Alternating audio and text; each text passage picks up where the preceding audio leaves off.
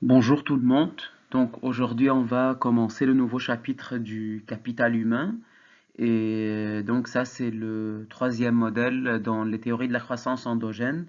On a déjà commencé une introduction générale, puis on a vu le modèle AK où on a vu le rôle des externalités et comment on peut avoir au niveau microéconomique des rendements d'échelle constants, mais au niveau macro des rendements d'échelle croissants.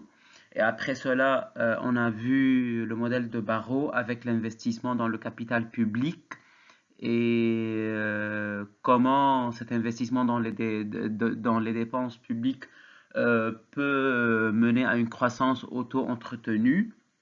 Donc, il nous reste deux modèles, le modèle du capital humain et le modèle de l'innovation. Et enfin, on conclut avec une conclusion générale sur l'ensemble des modèles de croissance. Ce chapitre, je vais commencer par une introduction générale, puis présenter l'approche microéconomique du capital humain, et après cela, présenter l'approche macroéconomique et comment on peut introduire les modèles de capital humain avec la croissance. Et finalement, je vous présente le modèle de Lucas. Et d'ailleurs, je vous ai envoyé un document PDF avec la dérivation détaillée du modèle de Lucas, puisque dans les diapos, il n'y a pas assez de détails. De manière générale, le capital humain, qu'est-ce qu'il veut dire? Il veut dire, c'est l'ensemble donc des caractéristiques des agents économiques qui concourent à améliorer leur productivité au travail et ou leur capacité à innover et à perfectionner les techniques de production. Et donc, cela veut dire que ce capital humain, c'est un capital, donc il faut y investir.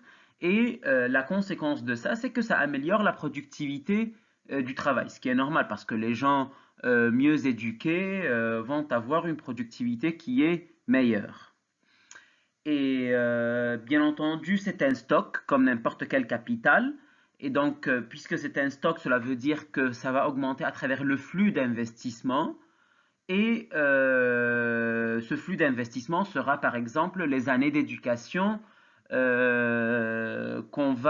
pendant lesquelles on va étudier afin d'améliorer notre stock de connaissances. OK? Bien entendu, ce capital humain est affecté par plein d'autres facteurs tels que la santé, la nutrition et c'est la raison pour laquelle il y a plein de pays qui ont qu'en général, quand le niveau du capital humain est élevé, cela veut dire que aussi bien l'éducation et la santé ont un niveau élevé. Parmi les premiers modèles qui ont traité de ça, c'était le modèle de Mincer, qu'on va voir en détail plus tard. Et donc, c'est un modèle qui est au niveau microéconomique et qu'on appelle le modèle du capital humain, Human Capital Model, suivi par d'autres modèles, celui de Schultz de 61, de Becker 64. Et en général, le point important dans la plupart de ces modèles, c'est que on suppose que les choix d'éducation formalisés sont des choix rationnels d'agents optimisateurs. Ce qui veut dire que pourquoi c'est un choix rationnel? Parce que les agents économiques choisissent entre soit travailler et produire, et dans ce cas, on ne va pas étudier parce que quand je travaille, je n'étudie pas. Ou bien je vais étudier et ne pas travailler, et si j'étudie sans travailler, cela veut dire que je suis en train d'investir maintenant dans mon capital humain pour que plus tard, mon capital humain soit plus élevé.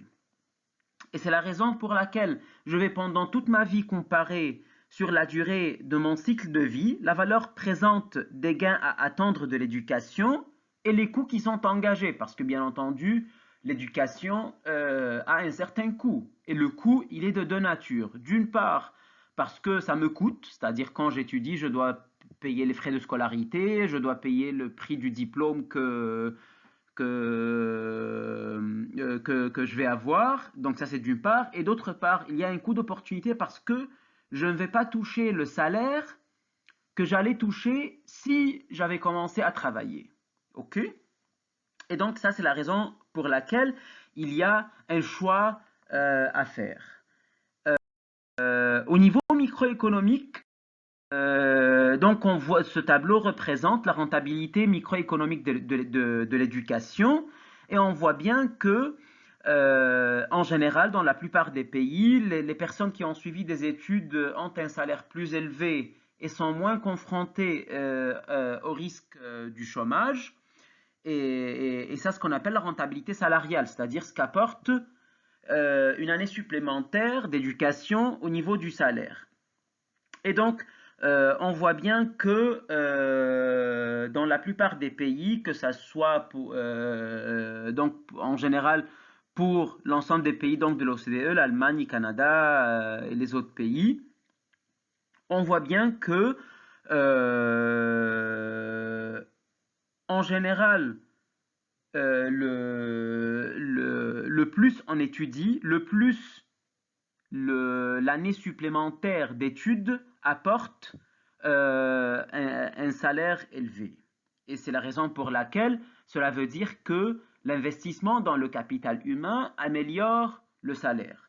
D'où l'idée de ce modèle du capital humain. Et pour l'idée du modèle de capital humain, qu'on appelle l'équation de Mincer de 1959, on a un modèle où j'ai une variable dépendante et d'autres variables indépendantes. Donc la variable dépendante, c'est le log du salaire réel.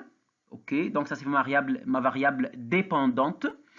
Et mes variables indépendantes, ce sont des variables d'abord qui décrivent la formation initiale, c'est-à-dire quel type de formation j'ai eu, formation primaire, secondaire, préparatoire, université, master, doctorat et ainsi de suite. D'autres variables qui décrivent l'ancienneté ou bien l'expérience, c'est-à-dire ça fait combien de temps que je travaille, parce que bien entendu, le plus j'ai une expérience, le plus mon salaire sera plus élevé. Et le plus je vais étudier, le plus j'aurai aussi un salaire élevé. Et donc ça, c'est les deux premières variables. Troisième ensemble de variables, ce sont des variables qui captent des caractéristiques individuelles telles que le sexe, la nationalité, la profession et ainsi de suite. Par exemple, sur le marché égyptien et sur plein d'autres marchés, le fait d'être une femme réduit le salaire à cause de la discrimination sur le marché du travail. Si je suis un travailleur étranger, peut-être je vais avoir un salaire qui est plus élevé. Et donc ça, c'est par nationalité. Pour la profession, si je travaille par exemple dans le secteur bancaire, cela veut dire que je vais avoir un salaire plus élevé que si je travaille à l'université ou si je travaille à la fonction publique, et ainsi de suite. Et puis, on a aussi des caractéristiques collectives, ce qui veut dire, si par exemple je travaille dans le secteur des services, je vais avoir un salaire plus élevé que si je travaille dans le secteur industriel. Ou bien si je travaille au Caire, je vais avoir un salaire qui est plus élevé que si je travaille à El Menia, par exemple. Et par la suite, l'idée de cette équation, c'est qu'elle permet d'obtenir des estimations, toutes choses égales par ailleurs, des effets de la formation et de l'éducation. Parce que vous savez bien que dans la plupart des modèles économétriques, on raisonne d'un point de vue de toute chose égale par ailleurs, c'est-à-dire je regarde l'impact d'un facteur ou bien d'une variable indépendante sur ma variable dépendante en maintenant constante les autres variables. Et donc cette équation de Mincer, peut-être je vais vous l'écrire et vous l'envoyer dans un autre document. Elle permet d'examiner l'impact de différentes variable sur le log du salaire réel.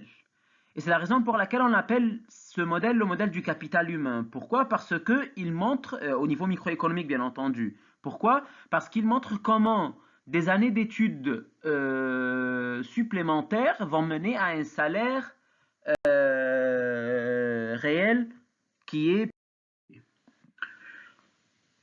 bien entendu, dans ce genre de modèle, il y a plusieurs remarques à faire. Une première remarque, c'est que parfois on se contente souvent de mesurer la formation initiale par sa durée, parce que je regarde juste le nombre d'années d'études. Mais je ne regarde pas le contenu de la formation. Ce qui veut dire, par exemple, je ne tiens pas compte de la qualité d'éducation ou bien de ce que j'ai étudié. Est-ce que j'ai étudié plutôt sciences ou lettres, par exemple? Et donc ça, c'est un premier point. Un deuxième point, c'est que cette estimation souffre d'un problème qu'on appelle le biais de sélection. Et ça, c'est un modèle, ça, c'est un problème empirique qui est très important à comprendre.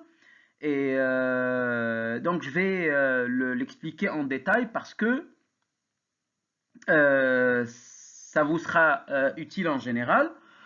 Et donc, c'est quoi l'idée de ce modèle, de ce biais de sélection dans le modèle de Mincer? C'est que, de manière générale, je n'observe un salaire que pour les gens qui travaillent. Ce qui est normal, parce que les gens qui ne travaillent pas n'ont pas de salaire. Et par la suite, cela veut dire que j'aurai un échantillon dans lequel je n'ai que les gens qui travaillent. OK? Et il se peut que les gens qui travaillent aient des caractéristiques différentes par rapport aux gens qui ne travaillent pas. Et par la suite, si je veux examiner l'impact de l'éducation sur le salaire, ça va surestimer l'impact de l'éducation sur le salaire. Pourquoi? Parce que déjà, mon échantillon n'inclut que les gens qui travaillent. Et les gens qui travaillent ont un niveau de formation qui est peut-être plus élevé. Et par la suite, ce niveau d'éducation, il capte le fait que les gens travaillent, non le fait qu'ils vont avoir un salaire plus élevé. OK? Et ça, c'est l'idée générale du biais de sélection, qu'on appelle en anglais selection bias.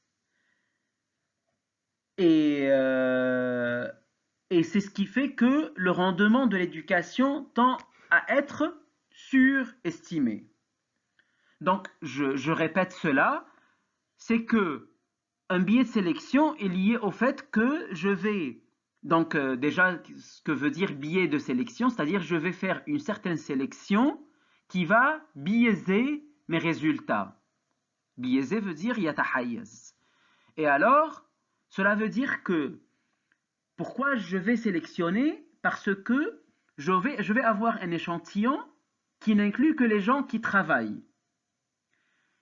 Comme si j'avais sélectionné uniquement les gens qui travaillent.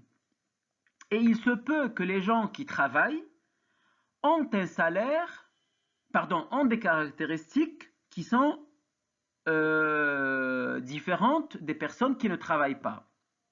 Des caractéristiques intrinsèques ou bien des années d'éducation plus importantes ou toute autre caractéristique. Et par la suite, cela veut dire que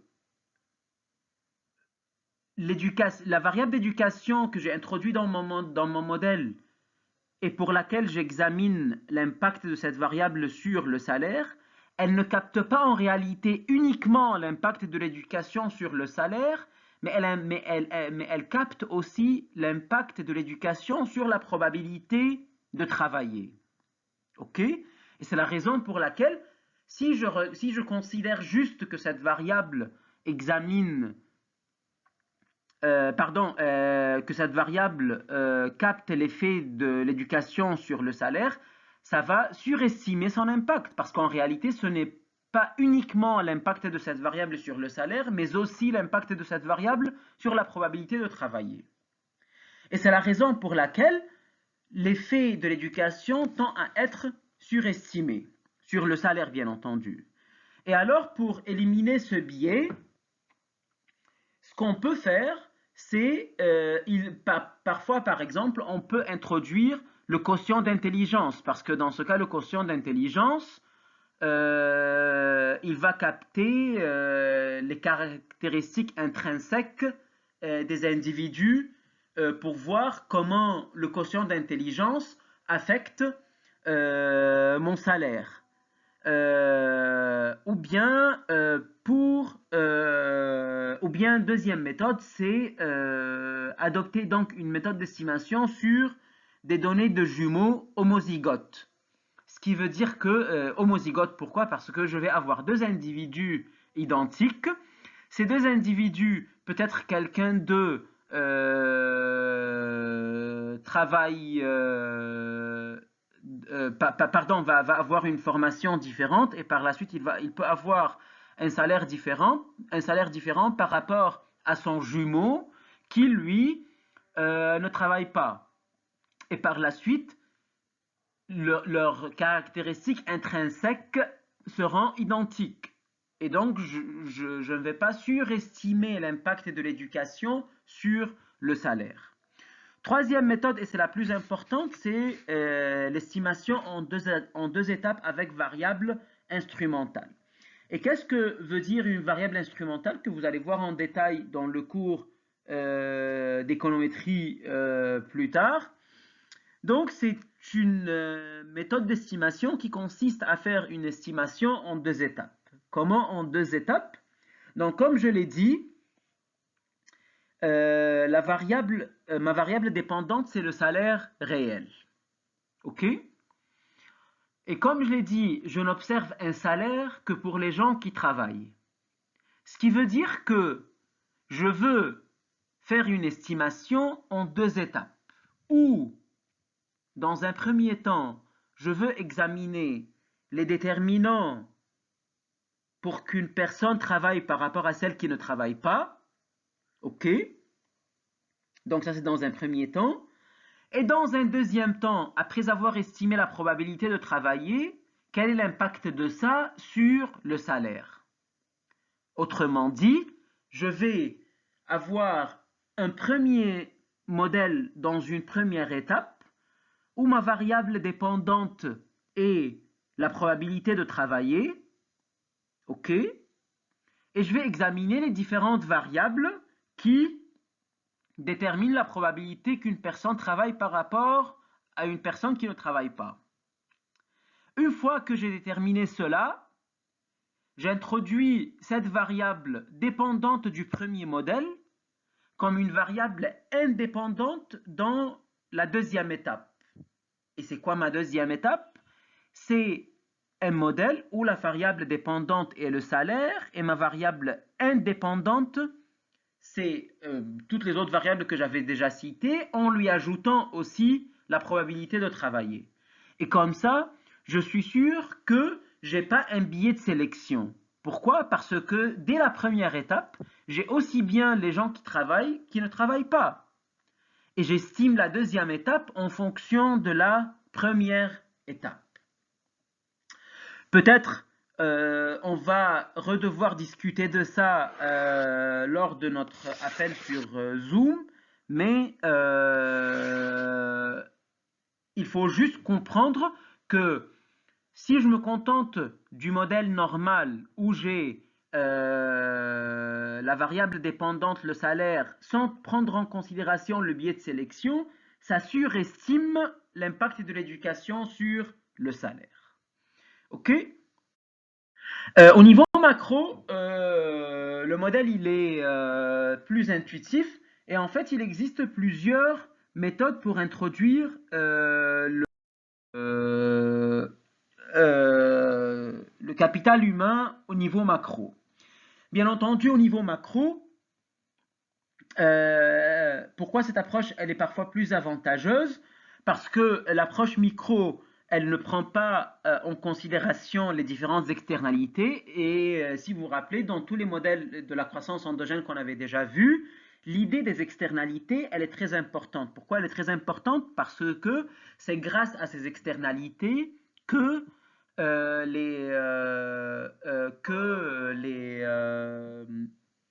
la productivité marginale va devenir non décroissante. OK? Et bien entendu, les externalités de capital humain, que ce soit lié au savoir ou aux connaissances, peuvent peuvent avoir un impact important parce que si par exemple vous allez côtoyer des collègues qui ont de connaissances avancées, vous allez pouvoir, ça va vous donner plus d'incitation pour améliorer vos connaissances. Et alors, si je suis par exemple dans une classe où tous les étudiants sont de bons étudiants, ça va me donner plus d'incitation à étudier. Mais si je suis dans une classe où tous les étudiants ne sont pas bons, donc ça va me désinciter ou bien me décourager. Et c'est la raison pour laquelle il existe des externalités au niveau du capital humain. Donc ça c'est premier point. Deuxième point, c'est les externalités entre générations. Parce que si vos parents investissent beaucoup dans l'éducation, dans leur propre éducation, si par exemple ils ont fait une thèse, ils seront incités à dépenser plus sur votre éducation. Par exemple, ils vont vous encourager à faire un master ou une thèse et ainsi de suite. Et dernière externalité, c'est l'ensemble donc des externalités qui opèrent à travers le progrès technique. Parce que bien entendu, si on va innover ou bien inventer de nouveaux ordinateurs, de nouveaux logiciels, on va avoir besoin de personnes qui peuvent utiliser ces logiciels et des gens qui améliorent ces logiciels et par la suite, ça crée des externalités. Et puisque on a des externalités tant au niveau des individus qu'au niveau des générations qu'au niveau du progrès technique, il faut raisonner au niveau macro. Ok? Pour introduire cela au niveau macro, il y a trois approches. Première approche, c'est le modèle de Solow avec capital humain, que vous avez déjà vu dans le papier de Mankey, Romer et Weil, qui a été présenté par Kathleen Schubert, et que vous avez partiellement vu aussi dans le TD. Sauf que cette approche, elle n'est pas vraiment très satisfaisante. Pourquoi ? Parce que le capital humain, il joue exactement le même rôle dans la production que le capital physique, et il s'accumule de la même façon. Et en réalité, c'est peu intéressant parce que je ne prends pas en considération les spécificités du capital humain. Et donc ça c'est la première approche que vous avez déjà vue dans le modèle de Mankey, Romer et Weil, où on a une fonction de production normale et j'introduis le K, le L et le H en même temps. Ok? Donc ça je ne vais pas présenter parce que vous l'avez déjà vu. Deuxième approche, c'est introduire une loi d'accumulation qui est spécifique au capital humain. Et c'est ça ce qu'on va voir en détail. Et donc ça c'est le modèle de Lucas. Pourquoi il est intéressant? Parce que dans ce cas, je vais prendre en considération les caractéristiques spécifiques du capital humain et je vais prendre en considération le fait que l'agent économique va faire un choix entre soit étudier, soit travailler et produire. Ok? Troisième approche, c'est l'approche où je vais modéliser des générations d'agents à durée de vie finie. Ce qui veut dire que je vais prendre en considération la transmission intergénérationnelle, c'est-à-dire entre les générations du capital humain. Comme je l'ai dit, vos parents, ils vont vous transmettre leur stock de connaissances pour que vous aussi vous investissiez dans votre éducation et par la suite ça améliore votre niveau, vous allez avoir des enfants, vous allez leur transmettre un stock de connaissances et ainsi de suite. Et donc, ce choix d'éducation sur le cycle de vie des agents est important à prendre en considération parce que ça permet la transmission d'une génération à l'autre du capital humain. Ok? Donc ça, ce sont les trois approches à travers lesquelles on peut étudier le rôle du capital humain dans la croissance. Un autre point important, c'est que dans des modèles plus récents, on peut aussi lever l'hypothèse d'agents identiques et introduire une hypothèse où les agents sont hétérogènes. Ça veut dire quoi hétérogène? Ça veut dire que par exemple, moi, j'aurai des caractéristiques différentes de mon ami, et mon ami va avoir des caractéristiques différentes de son frère et de sa sœur, et par la suite, chacun de nous va avoir des aptitudes différentes de l'autre. Bien entendu, c'est plus réaliste parce que nous tous, on est hétérogènes, et donc on ne peut pas supposer qu'on a un agent représentatif. Mais ça, on ne va pas le couvrir là dans cette partie. Passons maintenant au modèle de Lucas. Donc je vais présenter de la manière la plus détaillée ce modèle dans ma présentation orale, et je vous ai envoyé aussi un document PDF détaillé avec la dérivation du modèle lui-même. Supposez que ça c'est une version très simplifiée du papier lui-même, mais il faut lire le papier parce que ça vous permet de voir le papier initial lui-même, comment il a été fait, et de comprendre l'idée générale de ce papier. Et puis on parle du papier lors de notre rendez-vous sur Zoom. Donc on va supposer que j'ai un modèle à deux secteurs, l'un qui est consacré à la production de biens et l'autre à la production du capital humain.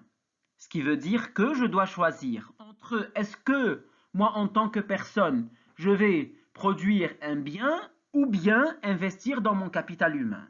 Ok? La fonction de production du secteur de production du bien, et c'est une fonction de production Cobb-Douglas normale, où j'ai YT qui est égal à KT alpha, 1 moins U, HT, 1 moins alpha. Et donc, cela veut dire qu'il y a deux facteurs de production, le K et le H. Le K, c'est le capital, le H, c'est le stock de capital humain. Et donc, je suppose qu'au niveau macro, c'est la somme des niveaux de capital humain individuel de tous les agents semblables dans mon économie. Le alpha et le 1 moins alpha veut dire que j'ai des rendements d'échelle constants, et il reste à analyser le 1 moins U. Ça veut dire quoi le 1 moins U? Donc déjà, il faut expliquer le U. Donc le U, c'est un paramètre qui est strictement compris, qui est compris entre 0 et 1. Pas strictement, parce qu'il peut être égal à 0 ou égal à 1. Et ça montre la dimension du temps. Ok?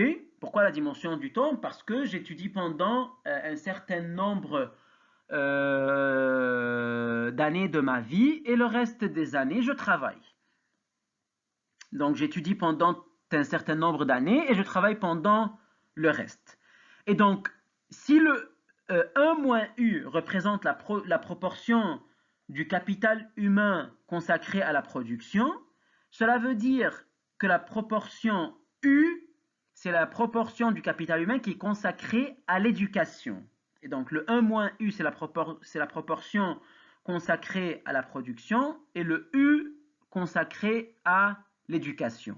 Puisque le 1 moins U, c'est la partie qui est consacrée à la production, cela veut dire que de l'ensemble de H, juste 1 moins U vont participer au processus de production. Et c'est la raison pour laquelle j'ai 1 moins U que multiplie H, qui fait partie de l'équation Y, de production, je veux dire. OK? Donc ça, c'est première équation dans mon modèle. Deuxième équation, c'est l'accumulation du capital physique. Donc c'est une équation normale où j'ai KT point qui est égal à SYT moins delta K fois KT. Donc rien ne change par rapport à ce qu'on a déjà vu dès le début. J'ai une deuxième équation d'accumulation du capital humain qui est H point T qui est égal à BU HT moins delta H HT. Et donc l'accumulation du capital humain, qui est mesurée donc par la variation du capital humain H.T, est égale à B. B, c'est un facteur d'échelle positif qui mesure, comme toujours, la productivité de l'éducation, comme n'importe quel autre paramètre dans les fonctions de production, par exemple. U, comme je l'ai dit, c'est le temps passé à la formation. Parce que je vous rappelle que le 1 moins U, c'est la proportion qui est consacrée à la production, et donc le U, c'est la partie qui est consacrée à la formation ou à l'éducation. HT, c'est le stock de capital humain en T. Delta H, c'est le taux de dépréciation du capital humain. Et le HT, de nouveau, c'est le stock de capital humain. Et donc, pourquoi j'introduis un taux de dépréciation du capital humain? Parce que comme n'importe quel capital, ça se déprécie. Si moi, en tant qu'enseignant, je ne lis pas de manière continue, je ne fais pas de la recherche de manière continue, mon stock de connaissances va devenir oisif à un certain moment. Et vous, si vous n'étudiez pas de manière régulière, votre stock de connaissances va se déprécier. Et donc, il faut introduire un taux de dépréciation. Et alors, une hypothèse importante dans ce modèle, c'est que je suppose que le rendement du capital humain est constant. Et pourquoi? Parce que le rendement du capital humain, s'il est constant, cela veut dire que ça va mener à une croissance auto-entretenue. Et par la suite, ça peut mener à une croissance des grandeurs par tête à long terme. Et donc, on n'a pas de stagnation. OK? Et alors, le taux de croissance du capital humain, comment je vais l'obtenir?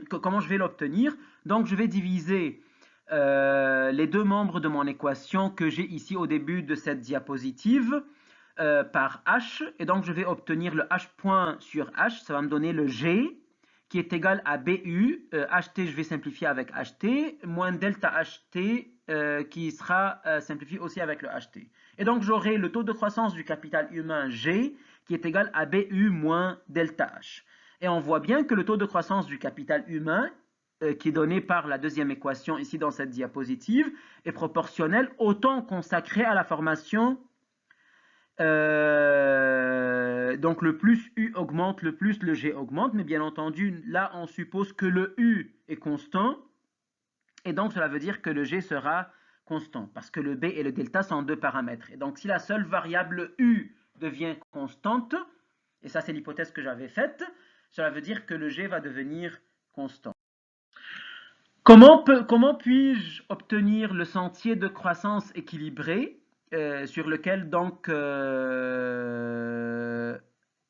la production et le stock de capital humain croissent au même taux? Donc je vais égaliser le GK, qui est le taux de croissance du capital physique, avec le GH, qui est le taux de croissance du capital humain, et je vais égaliser les deux, je vais les appeler un G au niveau de l'ensemble de l'économie. Et donc sur ce sentier, toutes les variables vont croître avec ce taux, puisque c'est un sentier de croissance équilibré.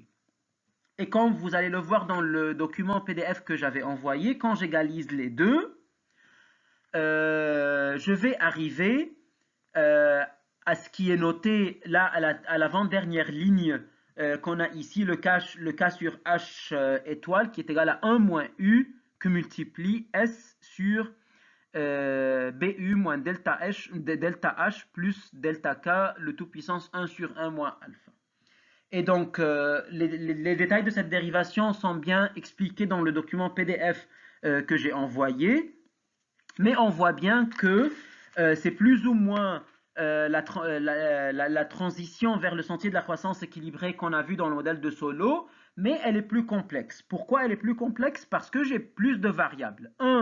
J'ai le 1 moins U qui représente la partie qui est donnée ou bien qui est attribuée à la production, donc ça c'est 1. Et 2, j'ai le paramètre d'échelle qui mesure la productivité de l'éducation qui est B, et j'ai le U qui représente le temps passé à la formation. Et donc on voit bien que le plus U augmente, donc le plus U augmente, le plus le 1 moins U va baisser, et le plus le K sur H va baisser. mais en même temps, le plus U augmente, puisque c'est au dénominateur, et c'est puissance 1 sur 1 moins alpha. Et donc, cela veut dire que ça va avoir un impact différent sur K sur H. Et alors, sur le sentier de croissance équilibrée à l'état stationnaire, le K sur H, il va devenir constant et il va valoir donc cette valeur. Et donc, le plus le taux d'épargne augmente, le plus le K sur H augmente. Le plus la dépréciation donc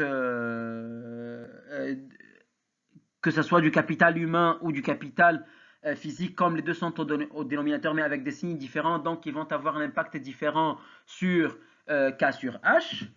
Et c'est principalement l'idée donc de ce modèle de capital humain de Lucas, où le temps passé à l'éducation par rapport au temps passé à la production, ou la proportion attribuée à la production, vont affecter le capital, le ratio entre le capital physique et le capital humain à l'état stationnaire.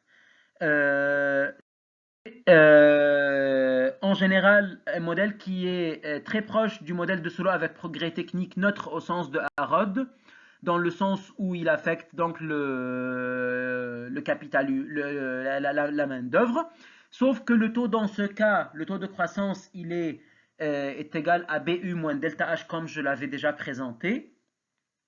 Et là, il existe un mécanisme qui est absent du modèle de Solow. Pourquoi? Parce qu'il existe un arbitrage entre est-ce que je vais travailler ou bien je vais me former, puisque le temps total qui est disponible, il est fini, donc je dois répartir ma durée de vie entre deux options, soit travailler, soit produire.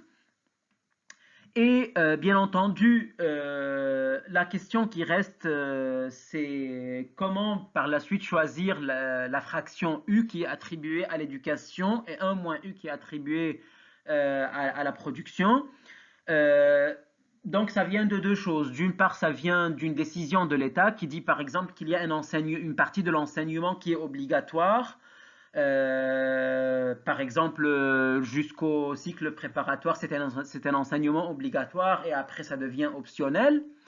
Parce que peut-être que le plus l'État rend l'enseignement obligatoire, le plus la main-d'œuvre sera qualifiée et le plus ça améliore la croissance au niveau macro.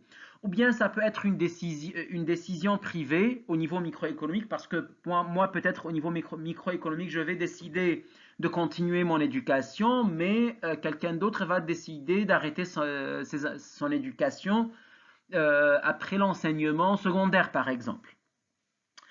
Et bien entendu, la notion de capital humain, elle reste aussi peu explicitée. Pourquoi? Parce que ça peut relever d'un bien privé, un bien privé dans le sens où le plus, moi, au niveau individuel, je l'accumule, le plus ça améliore mes compétences et par la suite mon salaire réel, ce qu'on avait déjà vu dans le modèle à capital humain de Mincer, mais aussi, ça peut être un bien collectif. Parce que le plus nous tous on habite dans une société où tout le monde est bien éduqué, le plus la société va bénéficier d'un stock de savoir social parce qu'on sera mieux informé, on sera des citoyens libres et informés qui sont capables d'avoir un esprit critique et par la suite qui sont plus productifs et ça crée des externalités au niveau de la société et par la suite au niveau de la croissance économique de manière générale. Et ça, on conclut le modèle de Lucas. Bien entendu, il faut absolument lire le papier de Lucas que j'avais mis sur ma page. Et donc, si vous avez des questions, n'hésitez pas à m'en parler et on reparle donc de ça mardi à 11h. Merci.